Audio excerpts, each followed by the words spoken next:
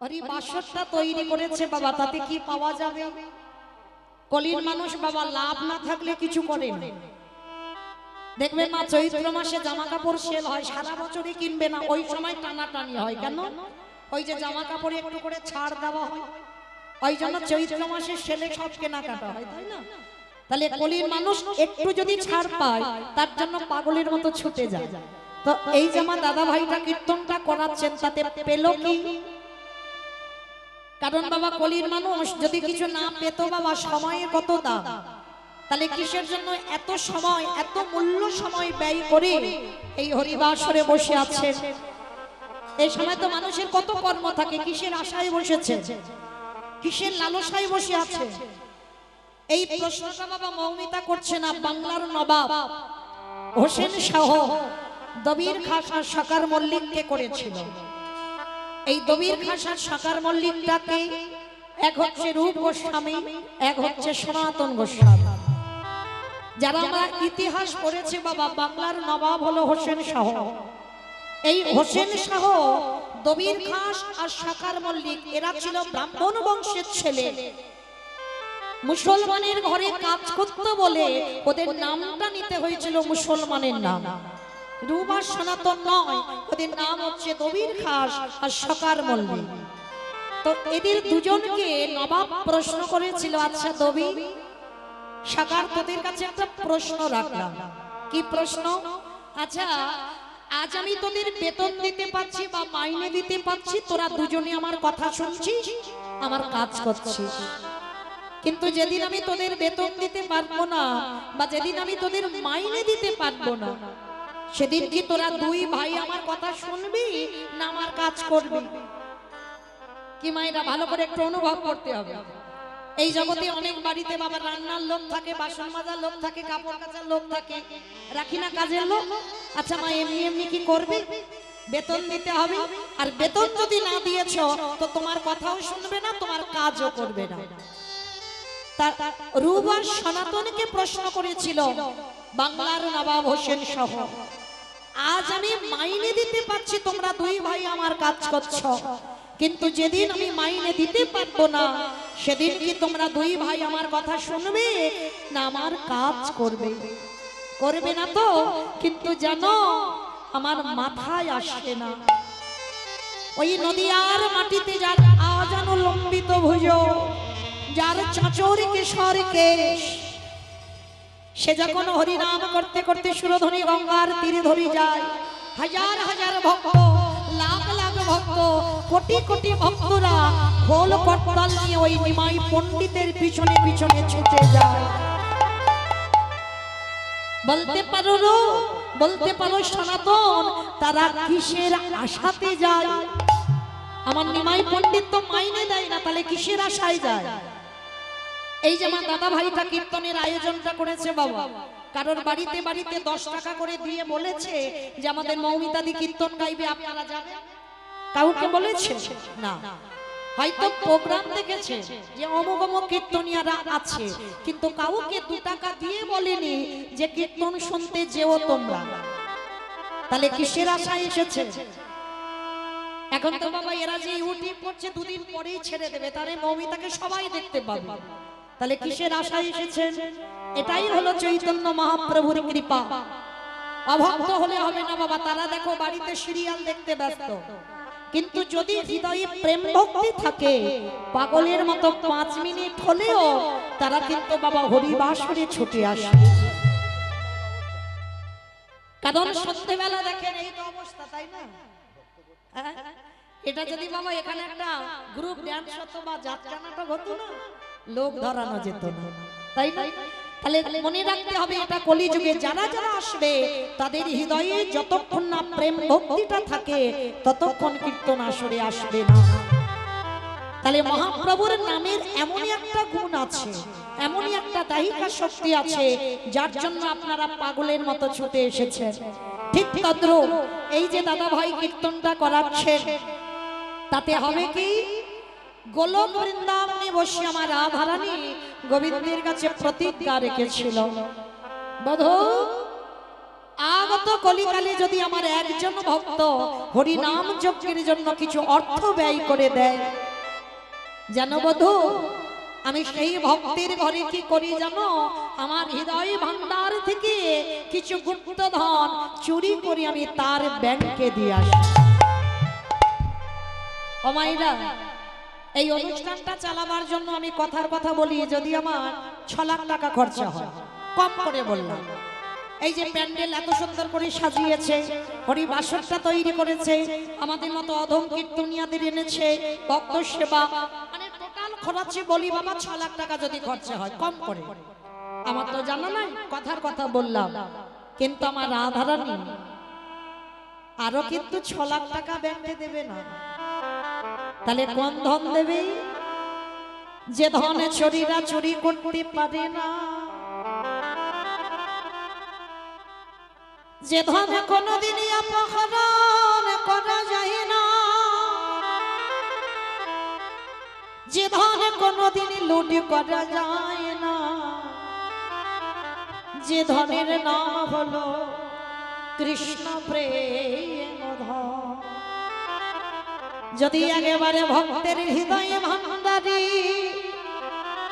ওই কৃষ্ণ প্রেমের আগুনে যদি একেবারে লেগে যায়, যদি একজন ভক্ত কৃষ্ণ বলে কাঁদিতে পারে, তারে কি দশা হয়ে জানো? ও তারে ভিতরে বাঘি,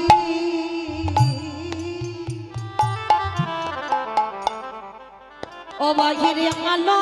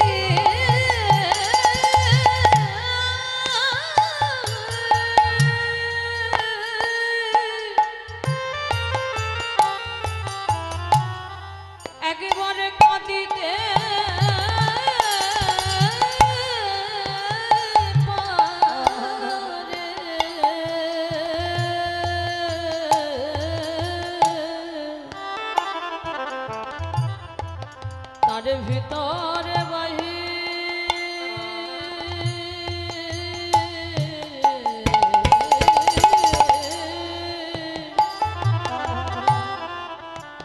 ভিতরে বাহির আলো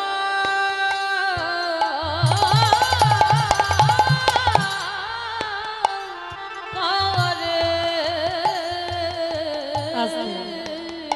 ভাইরা। যে জন কৃষ্ণ নামে কাঁদতে পেরেছে সেই জানে কৃষ্ণ নামে কাঁদার কত সুখ।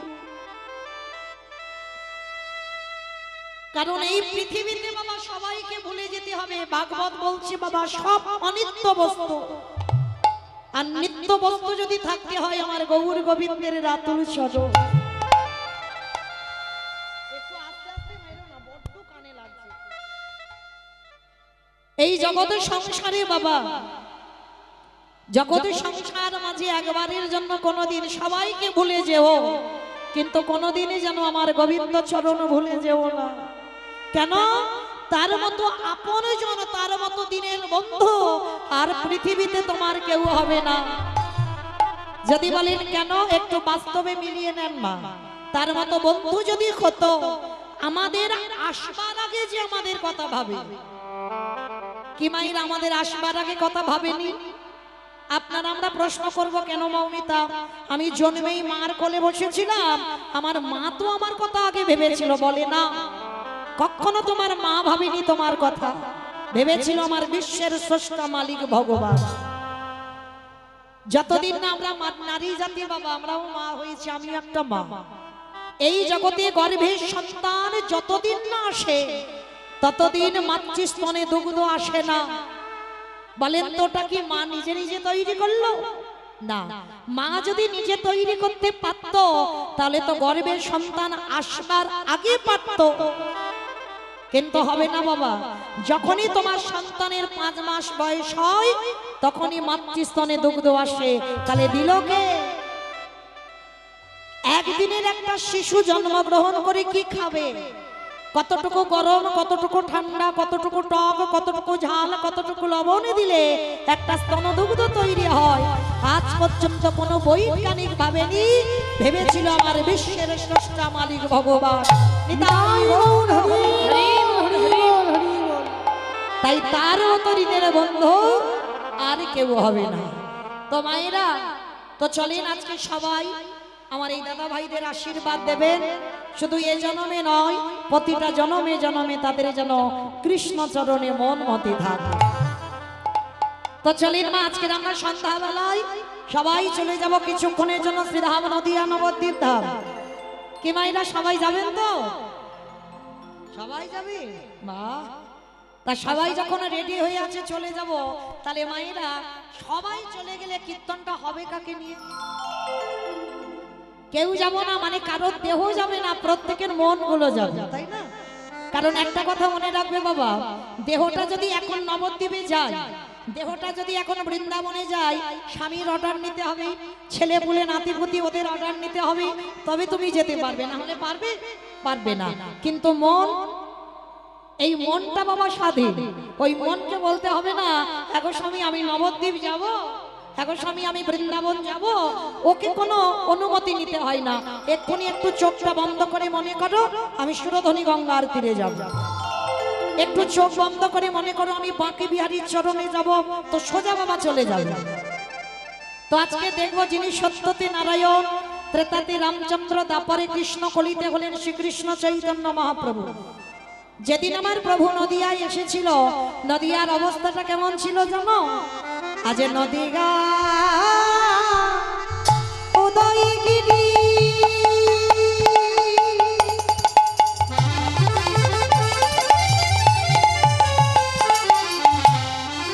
ওইলা পূর্ণচন্দ্র গোবর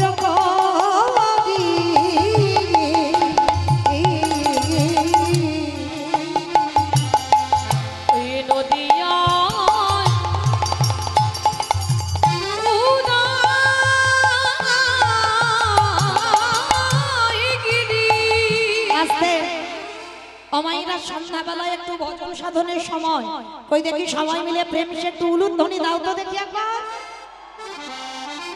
আজ নদিগা উদয়গিরি আমার গোনারি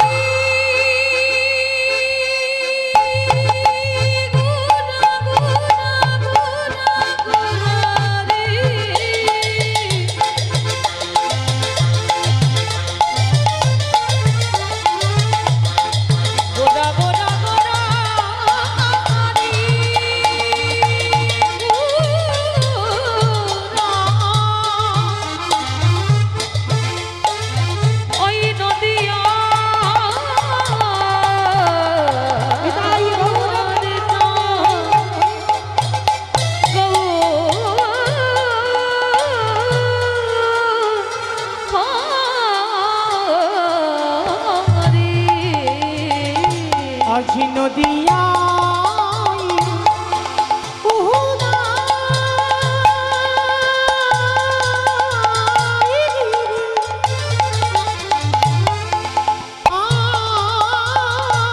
পূর্ণচন্দ্র আমার গৌরী কৃপা করি হইল কৃপা করে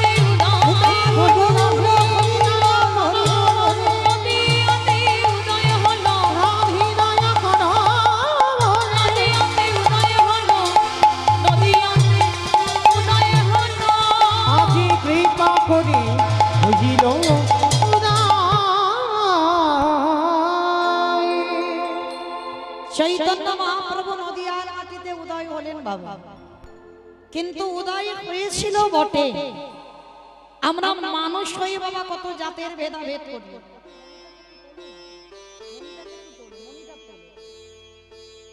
আমরা মানুষ হয়ে কত জাতের ভেদাভেদ করি বাবা, কে হিন্দু কে মুসলমান, কে নিচু জাত কে উঁচু জাত, কত ভেদাভেদ হয়।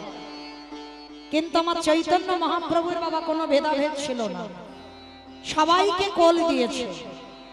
আর যার জন্য বাবা আজও যাবেন নবদ্বীপের মাটিতে একটা কুকুরের মহোৎসব হয়।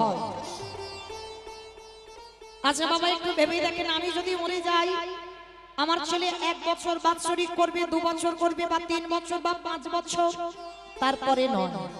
কিন্তু মহাপ্রভুর আমলে সেই কুকুর কবে দেহ রেখেছে বাবা, আজও কিন্তু নবদ্বীপের মাটিতে সেই কুকুরের মহোৎসব হয়। যারা যাবেন নবদ্বীপে এখনো শুনে আসবেন, দর্শন করে আসবেন। তাহলে কেন মানুষে যেটা পারে না সেটা কিন্তু পশুকুলে জন্ম নিয়ে কুকুরে করে দেখিয়েছে। কিন্তু আমরা মনুষ্যকুলে জন্মগ্রহণ করে আমরা সনাতন ধর্মের মানুষ হয়ে, আমরা হিন্দু ধর্মের মানুষ হয়ে আমরা এখনো পতিত হয়ে পড়ে রইলাম।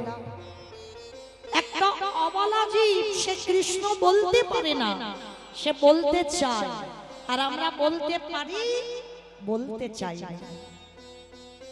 এই কুকুরটা কোথায় ছিল জানো? একটু শান্তভাবে মায়েরা আস্বাদন করবেন, দেখবেন ভালো লাগবে, অনেক কিছু জানতে পারবে। কারণ যোগ একবার আসে, কাল সকালবেলা থাকবো এই গ্যারান্টিটা বাবা এখানে কেউ দিতে পারবে না। পরীক্ষিত মহারাজের জীবনের গ্যারান্টি ছিল যে 7 দিন এখনো আয়ু আছে, কিন্তু আপনাদের আমাদের এখনো কিন্তু বাবা 7 দিন আয়ু নাই। কেউ বলতে পারবো না যে আমি 7 দিন থাকবো, এর ভিতরে যদি আমার ডাক এসে যায় আমাকে চলে যেতে হবে। তাহলে আজকে যখন এক জায়গা হয়েছে, হেলায় হারাবেন না, নষ্ট করবেন না সময়, অনেক কিছু জানতে পারবেন। এই কথাগুলো একটু শ্রবণ করলেন। মহাপ্রভু চৈতন্য নাম নিয়েছেন কেন? চেতনা দেবেন বলুন। পতিত পাবন নাম নিল কেন? আমাদের মতো পতিতদের উদ্ধার করবেন বলুন। তো এই যে কুকুরটার কথা জানবো, যেটা মানুষে পারে না সেটা কিন্তু কুকুরে করে দেখিয়েছে। কোথায় জানো? এই মহাপ্রভুর একজন পার্ষদ ছিল বাবা, মহাপ্রভুর একজন ভক্ত ছিল, যার নাম ছিল সেন শিবানন্দ। অনেকে বলে শিবানন্দ সেন, আবার অনেকে বলে সেন শিবানন্দ, একই মানুষ, দুভাবে ডাকা হয়। তো এই শিবানন্দ ইনি ছিলেন বাবা প্রসাদ ভোজী। প্রসাদ ভোজী মানে বোঝো তোমার? ভগবানকে দিয়ে প্রসাদ পায়, ভগবানকে দিয়ে পায়, যা কিছু পায়। কি গো, ভগবানকে দিয়ে খাও তো? হ্যাঁ, সবাই সবাই। আমি বলছি না যে শুধু ডালা দিলেই ভগবান খায়, যা কিছু খাবে সবগুলোকে তুলে নিয়ে একবার বলো ভোজনে চ জনার্দন। কারণ তোমরা যদি প্রসাদ ভোজী নাও হও তো সবগুলোকে তুলে নিয়ে একবার বলো ভোজনে চ জনার্দন। তার মানে আমার খাওয়ার আগে আমার গোবিন্দের খাওয়া হয়ে গেল। একটু জলও যদি খেতে যাও, সেটা কপালে ঠেকিয়ে ওই মন্ত্রটা উচ্চারণ করো, ভোজনে চ জনার্দন। আর এটা বলা মানে ওই জলটা আমি খাবো, আমার খাবার আগে ওটা ভগবানকে দেওয়া হয়ে গেল, প্রসাদী হয়ে গেল, ওইটা আমি পান করলাম। তা এই শিবানন্দ এরা ছিল প্রসাদ ভোজী। প্রতিদিন ভগবানকে ভোগ লাগিয়ে প্রসাদ পেত। আর একটা কথা মনে রাখবেন মা, অনেক অনেক ভক্তরা বাবা এখন নিরামিষ সেবা করে, নিরামিষ রান্না করে দেখবেন বাবা তার একটা স্বাদ আলাদা। আর ওটাতে যখন একটা তুলসী পত্র দিয়ে আমার গোবিন্দ চরণে নিবেদন করবে, ওর স্বাদটা বাবা সঙ্গে সঙ্গে বদলে যায়। মিলিয়ে নেবেন, একই রান্না করবে, রেখে দেবেন দুদিকে, একটা তুলসী দিয়ে ভগবানকে নিবেদন করবে আর একটা আলাদা করে রেখে দেবে, দুটো আস্বাদন করে দেখবে দুটো সম্পূর্ণ আলাদা। কেন? ওটা ভগবান উচ্ছিষ্ট করেছে আর এই নিরামিষটা ভগবান উচ্ছিষ্ট করে। আর যে বাড়িতে বাবা প্রসাদী হয়, সে বাড়ির ধারে কাছে গেলে তুমি অনুভব করতে পারবে এই বাড়িতে ভগবানের জন্য ভোগ রন্ধন হচ্ছে। মানে এর একটা সুবাস আলাদা। যেমন দেখবেন যে বাড়িতে মাছ মাংস হয়, ওর বাড়ির ধারে কাছে যাবে, বুঝতে পারবে যে এর বাড়িতে কোনো মাছ মাংস পেঁয়াজ রসুন হচ্ছে। আর ভক্ত বাড়ির ধারে কাছে যদি যাও, ভগবানের প্রসাদী রান্না হবে, ওর স্বাদ বা গন্ধ একটু আলাদা। তো শিবানন্দ এরা প্রসাদ ভোজি, প্রতিদিন ভগবানকে ভোগ লাগায়। ভক্তরা মানে অনেক অনেক শত শত ভক্তরা যায়, শিবানন্দ ওই প্রসাদী সবার হাতে দেয়। লক্ষ্য করে দেখেন ঘটনাটা কিরকম ঘটলো। হঠাৎ বাবা রাস্তা দিয়ে একটা কুকুর যাচ্ছে। অমাইরা কুকুর তো মাছ মাংসের গন্ধ পেলে ছোটে, তাই না? কিন্তু আজকের এই কুকুরটা একেবারে আলাদা। তা যেই না রাস্তা দিয়ে যাচ্ছে, আর কুকুরের বাবা সব থেকে ঘ্রাণ শক্তি বেশি, যার জন্য কুকুরে চাকরিও করছে, তাই না? চোর ডাকাতকে ধরবার জন্য সরকারি চাকরি করছে কুকুর, কেন? ওর ঘ্রাণ শক্তির জন্য। তো আজকে কুকুরটা রাস্তা দিয়ে যাচ্ছে, যেতে যেতে ওই সুবাসটা কুকুরের নাকে আসছে। মনে মনে ভাবলো বাবা বাবা বাবা, মনে হচ্ছে ওই বাড়িতে কোনো কিছু রন্ধন হচ্ছে, একবার যাই তো দেখি। তা কুকুরটা গিয়ে বসেছে, আর বসে দেখলো বাবা শত শত ভক্তরা সবাই বসে আছে। মধ্যাহ্নকালীন আরতি সমাপ্ত হলো, এইবার প্রসাদ বিতরণ হচ্ছে, সবাইকে প্রসাদ দিচ্ছে, সবাই প্রসাদ নিয়েছে। এই যে আগে আমার ভাইটি বাতাসা দিয়ে গেল, কেউ না কেউ বাবা কেউ বাদ যায়নি, সবাই পেয়েছে। আচ্ছা বলো তো, যদি একাধারে চুপটি করে যদি একটা কুকুর বসে থাকে, কোনো ডাকাডাকি করবে না, কোনো কান্নাকাটি করবে না, কোনো ঝগড়াঝাটি কামড়াকামড়ি করছে না, একাধারে যদি চুপটি করে একটা কুকুর বসে থাকে, কেউ কি প্রসাদীটা নিয়ে কুকুরকে দেবে? তেমন ভক্ত জগতে বড় দুর্লভ। তবে আছে, নেই বলা ভুল, অনেক ভক্তরা আছে এই পশু পাখিদেরও ভালোবাসে। মানে মানুষকে যত না ভালোবাসে বাবা, তারা পশু পাখিকে বেশি ভালোবাসে। তার শিবানন্দ সবাইকে প্রসাদ দিয়েছে, আর হঠাৎ দেখে না আড়ালে চুপটি করে একটা কুকুর বসে বসে কাঁদছে। কাঁদছে কেন? অবলা তো, কথা বলতে পারে না। কুকুরটা কাঁদছে আর বলছে, গৌরহরি, তোমাকে দেখবার জন্য আমার নয়নে দিয়েছো, তোমার এই কৃষ্ণ কথা হরি কথা শুনবার জন্য আমার কর্ণ দিয়েছো, তোমাকে দেখবার জন্য আমার নয়ন দুটো দিয়েছো, তোমার ধামে যাবার জন্য দুটো নয় আমার চারটে পা করে দিয়েছো। কিন্তু গৌরহরি, তোমার নামে যে আমি বলবো, সেই বলার মতো তুমি আমার হৃদয়ে ভাষাটা দাও। আমি যে কাউকে বলবো যে আমার একটু প্রসাদী দাও, আমার কথা কে বুঝবে? আমি তো কথা বলতেই পারি না, কে বা দেবে আমার একটু প্রসাদ? কুকুরটা বসে বসে কাঁদছে। মায়েরা চরণ ধরে বলি গন্ডগোল নয়, কারণ এটা তো অন্যান্য কীর্তন নয়। মনে রাখবেন বাবা, নাচানাচি করার শ্রোতা বা কীর্তনিয়া অনেক পাওয়া যাবে, কিন্তু কৃষ্ণ বলে নয়ন জলে মুখ ভাসে। কৃষ্ণ নাম গাওয়া বা শোনার ভক্ত বড় দুর্লভ, কিন্তু যে একবার কৃষ্ণ নামে কেঁদেছে সেই জানে কত আনন্দ। যে একবার কৃষ্ণ নামে ভেসেছে সে জানে এ নামে কত আনন্দ। যেটা কোথাও পাবে না, যেটা কৃষ্ণ নামে তোমরা পাবে। তো আজকে শিবানন্দ কুকুরটার কাছে গিয়ে কুকুরটার কাছে বসেছে। কি রে, আস্তে মা আসতে, কাঁদছিস কেন? অবলা জীব তো। শিবানন্দ গিয়ে কুকুরটার বুঝতে পেরেছে ওর কিছু একটা হয়েছে।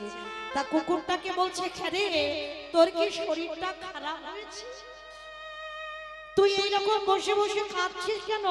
আমায় বল, তোর কি কষ্ট হচ্ছে? কুকুরটা কিছু বলতে পারছে না। দুটো পা শিবানন্দের গলার উপরে তুলে দিয়েছে, মানে বোঝাতে চাইছে তোমাদের ওই প্রসাদী আমার একটু দাও।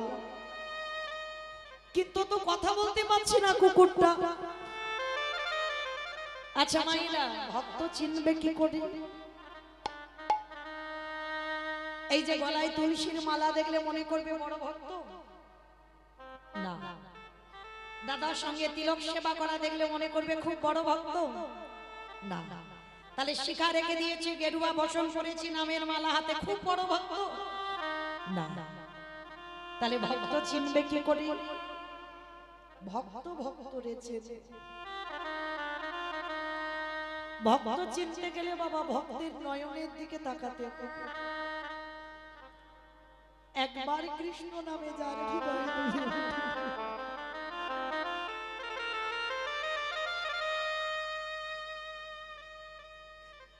একবার কৃষ্ণ নামে যার হৃদয় কাঁদে, ওই কৃষ্ণ নাম উচ্চারণ করলেই বাবা তার হৃদয়টা কেঁদে ওঠে। অনুভব করবেন সেই চোখের দিকে তাকালে সে ভক্ত হয়েছে কি হয়নি। তো আজকে শিবানন্দ কুকুরটার দিকে তাকিয়ে ধরতে পেরেছে। এ কাঁদছে কেন? এর একটু প্রসাদী দিতে হবে। আজকে কি করেছে? নিজের যে প্রসাদীটা ছিল শিবানন্দে,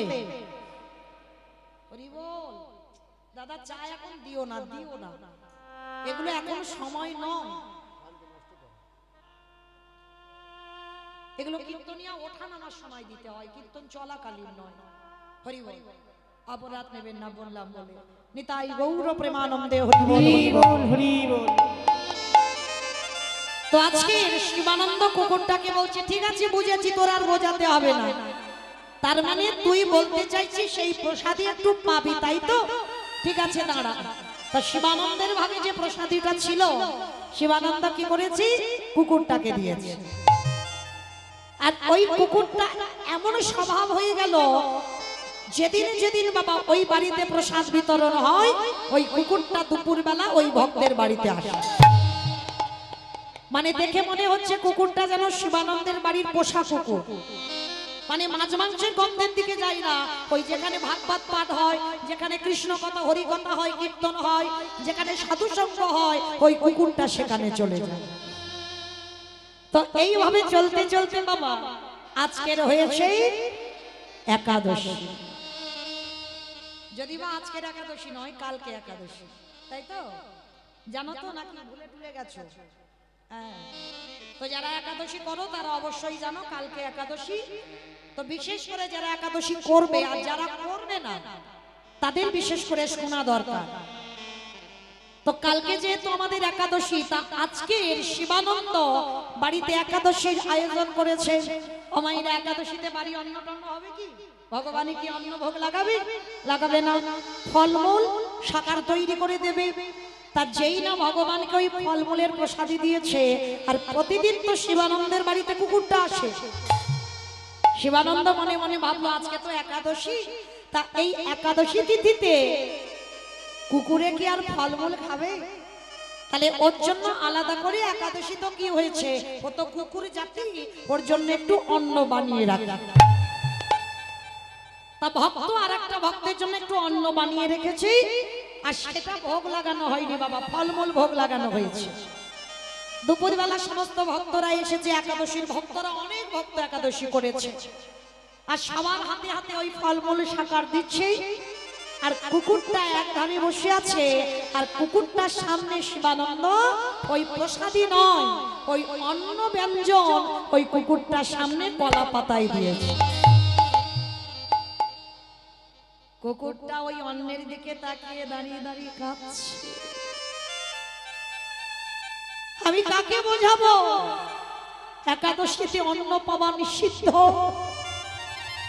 আমি কাকে বলবো যে একাদশীতে অন্য যারা যারা সেবা করে তারা পাপ ভক্ষণ করে? কে গো মায়েরা? অবলাজি সে জানে। আর আমরা কৃষ্ণ নাম শুনতে পাই, গাইতে পারি, আমরা জেনে না জানার ভান করি। কিছু করতে হবে না যদি কেউ একাদশী তিথিটা পালন করে। ভগবানের সবথেকে প্রিয় ব্রত হলো একাদশীর ব্রত। তো আজকে কি করেছে, কুকুরটাকে অন্ন দিয়েছে, আর কুকুরটা অন্নের দিকে তাকিয়ে বলছে গৌরহরি, আমি কাকে বোঝাবো, আমি কাকে বলবো? কারণ আমি শুনেছি সাধুগুরু বৈষ্ণবদের মুখে একাদশীতে অন্ন সেবা করলে পাপ ভক্ষণ করা হয়, রৌরব নরক যন্ত্রণা পেতে হবে। তাহলে বলে দাও, আমি আজকের কাকে বোঝাবো আমার মনের কথা?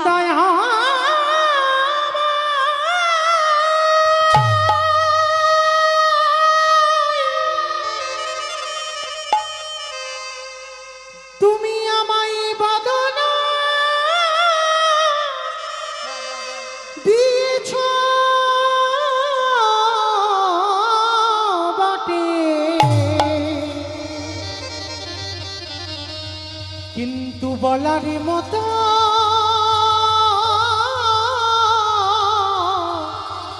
আমায় ভাষা দিলে না। তবে গৌরহরি, আজকে যদি আমায় ফলমূল সেবা না দেয় শিবানন্দ, আজ আমি সারাদিন কিছু খাবো না, মরেও যদি যেতে হয় আমি এই অন্যের দিকে ঘুরেও তাকাবো না। তা কুকুরটা অন্যের দিকে তাকিয়ে তাকিয়ে কাঁদছে। শিবানন্দ গিয়ে কুকুরটার কাছে বসেছে, কিরে আমি যে তোর জন্য এত ভালো করে যত্ন করে অন্ন বানালাম, তুই পাবি না? কুকুরটা দাঁড়িয়ে দাঁড়িয়ে কাঁদছে।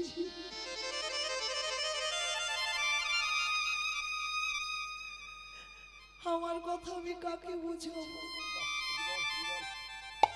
কে বুঝবি আমার কথা? যে আজকের একাদশীতে অন্ন পাওয়া নিষিদ্ধ। শিবানন্দ বুঝতে পেরেছে। ও বুঝেছে, তার মানে তুই আজকের অন্নের দিকে তাকাচ্ছিস না, মানে আজকের অন্ন পাবি না। হ্যাঁ রে, তুইও কি একাদশী করলি নাকি? কুকুরটা মাথা নেড়ে সাই দিল, আমিও তোমার সঙ্গে একাদশীর ব্রত করব। শিবানন্দ কুকুরটাকে বুকে জড়িয়ে ধরে বলে উঠল, মানুষে যেটা পারে না তুই অবলা জীব করে দেখালি। ওরে আয় আয় ওরে আয় আমার ওরে ভক্ত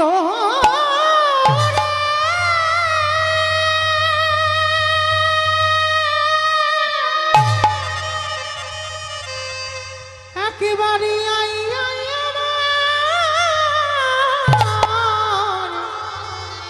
হৃদয়ে আইরে, একেবারে আমার হৃদয়ে। যেই না নয়না জলে বুক ভাসিয়ে কাঁদছে, ঠিক আছে কাঁদিস না, আমার প্রসাদীটা আজকে তোকে দেব। একাদশীর ফলমূলের প্রসাদী শিবানন্দ কুকুরটাকে দিয়েছে। আর যেই না শিবানন্দ কুকুরটাকে দিয়েছে, মনের আনন্দে একাদশীর প্রসাদ সেবা করেছে। অমাইরা মনে রেখো, সংসার সুখের হয় পুরুষের গুণে, পুরুষের গুণে, রমণীর গুণে। রমণীর গুণটা আছে তো, কারণ নারীরাই তো পারে সংসারটাকে ঠিক করে রাখতে। আর নারী যদি দুর্বল হয়ে যায় কি বাবা হবে? সে পরিবার কৃষ্ণ ভক্তের পরিবার কখনো করতে পারবে না। একটা পুরুষ যেটা না পারে একটা নারী করে দেখাতে পারবে। যার জন্য বাবা অসুরদের অত্যাচারে দেবতারা স্বর্গ ছাড়ে। যেদিন মা দশভুজা 10 হাতে যদি সামলাতো, 10 হাতে অসুর নিধন করেছিল বলে তবে দেবতারা তাদের দেবত্ব ফিরে পেয়েছিল। তাহলে সেদিন তো ভগবান নিজেই যেতে পারতো, কিন্তু গেল না, পাঠালো একটা নারী শক্তিকে। তাহলে মায়েরা তোমরাই পারো সংসারটাকে কৃষ্ণ ভক্তের সংসার করতে। স্বামী যদি একাদশীর বিরোধী হয় বলে শোনো আজকের হাঁড়ি চড়বে না বাড়িতে, কোথায় খাবে তো যাও, চলে যাও। শাস্ত্র বিধান দিয়েছে বাবা, যে স্বামী কৃষ্ণ ভজনে বাধা দেবে সে স্বামীকে ত্যাগ করা বাঞ্ছনীয়। কৃষ্ণ ভজনে যদি কেউ বাধা দিয়েছে, সে বাবা মা হোক, স্বামী হোক, ছেলে হোক, বউ হোক, নাতিপুতি যেই হোক, সবাইকে ত্যাগ করে দাও, কিন্তু কৃষ্ণ চরণ তোমার আঁকড়ে ধরে থাকতে হবে। নিতাই গৌর হরি বল, হরি বল। কারণ আমরা মিথ্যাবাদী কি করে হব? আমরা তো কথা দিয়ে এসেছিলাম আমরা কৃষ্ণের দাস হব, কৃষ্ণ ভজিবার তরে সংসারে আয়ুন, নিচে মায়ায় বদ্ধ হয়ে ভিক্ষ সম হইল। তাহলে এই মানুষ জাতির মতো মিথ্যাবাদী আর কেউ হবে না। আমাদের মতো মিথ্যাবাদী, আমরা বললাম কৃষ্ণ দাস, হলাম মায়ার দাস। তার জন্য বলি মা, তোমরাই পারো পরিবারটাকে ভক্ত করতে। তোমাদের ছেলে পুলে নাতিপুতি যারা যারা আছে কিছু হবে না। কে বলেছে শরীর অসুস্থ হয়ে যায় একাদশী করলে আরো ভালো থাকবে? আমি বলে যাচ্ছি, তৈরি করবে ছোটবেলা থেকে। ছোট ছোট বাচ্চাদের, হ্যাঁ গো, আমি তো বলছি না যে একেবারে নির্জলা হও, নির্জলা হতে হবে না। ফল খাওয়াও, ফল না পারো দুধ খাওয়াও, তাও যদি না পারো শাকার তৈরি করো। কলা আলুর তরকারি, পেঁপে আলুর তরকারি, কুমড়ো আলুর তরকারি, পঞ্চশস্য বাদ দিলেই হবে। এই অন্নটা একেবারে নিষিদ্ধ করে দেখো।